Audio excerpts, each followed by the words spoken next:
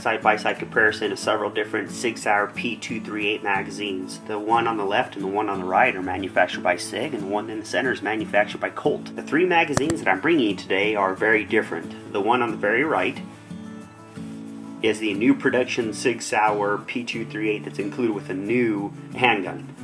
The one on the left is the old style version, if you will, the second generation in the P238 magazine. I got that with my February 2010 issued Sig Sauer P238. The one in the center is from Colt. It is used for a Mustang, and it is a 1-round extended magazine. And then basically what I'm going to do is just give a side-by-side comparison of all three magazines and how they look in a firearm. Starting off with the one in the center, this magazine is the Colt Mustang magazine. It is supposed to be interchangeable with the Sig Sauer P238. It does differ a little bit in the respect that the design itself is just a little bit different. As you can see, the follower is a little bit different. It's a step-down follower. It is a little bit higher profile than the second generation magazine. You can see how it does stick up there. And then the lip on the front of the magazine is a little bit different than the current design of the Sig Sauer, which I'm going to show you here in just a second. It does give you one extra round, like I said. And this is a little bit different in the respect of the Sig Sauer extended magazines. It is a little bit longer, so it gives you, if you will, a little bit more play for that extra pinky to be fit around the firearm. It is a solid design, so basically what you're staring at there, it's not hollow in the bottom of it at all. It's just one piece that looks like it's stamped on the bottom of the magazine.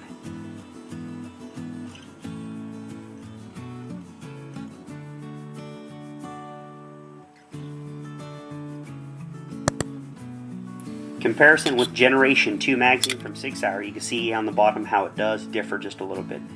And then this will give you an idea of how much taller that follower is as opposed to the one with Sig. And you can see on the front here how the notches are different. That notch is not, it's all the way and it's kind of bent up there, and this one just notches straight down. And then that also gives you an idea of how much taller that follower is as opposed to the Sig one. Aesthetically, on the side of the magazine is pretty much the same. They all have the same holes punched through it. Now, what some people do on this is they physically use like a Dremel tool and then they mimic what the Sig Sauer looks like, where they cut that little piece out of that to give it like a similar look. And then some people also take that follower out and they replace it with the new 3rd gen magazine follower.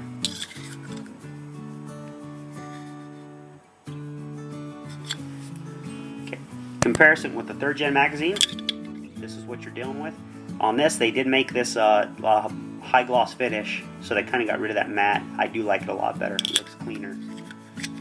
You can see how the follower itself is completely different. It's rounded at the top as opposed to step down. And then same with the design on the side, which this magazine even differs a little bit from the 2nd generation magazine.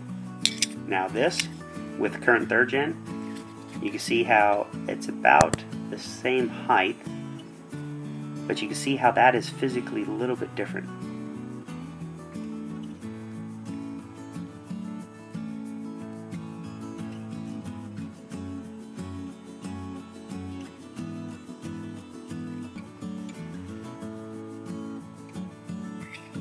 Looks on the firearm. This is my Sig Sauer P238 two-tone with the laser. I'm going to do something on this here shortly. But basically, when you got like the 3rd gen magazine, that's what it looks like. And then I'm going to go ahead and do a real quick weapons check on this just to make sure that it is clear, and it is. And you can see that it does drop free. And then the extended mag. It gives you that extra pinky wraparound.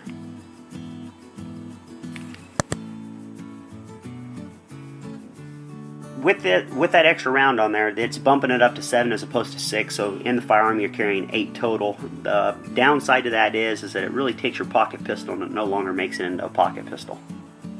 So it's more suitable for like a carry on your hip. You know, you can fit in some cargo shorts or something like that too. So with that being said, it just adds a little bit more. And some people, like my wife, really like that because of the fact that it feels like there's a little bit more to hold on to with it. And again, this magazine is drop free.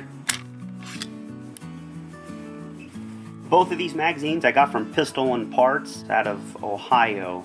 The extended magazine is going to run you about $39.95, and then the standard 6-round magazine is going to run you about $31.95, which is about the best prices that you can find on the internet for these, and I've searched around. Now, the guy over at Pistol Parts is also very knowledgeable. I highly recommend, if you're going to buy these magazines, buying from him. He always tends to have these things in stock. And there you have it, folks. Kind of a side-by-side comparison of 3 different versions of Sig P238 magazines. I hope that this overview / side-by-side comparison has helped you out. If you could do me a favor, there's a little thumbs up that's right in this side of the corner. If you could do me a favor and hit that, just let me know that you like my videos. Again, appreciate you watching. See you next time.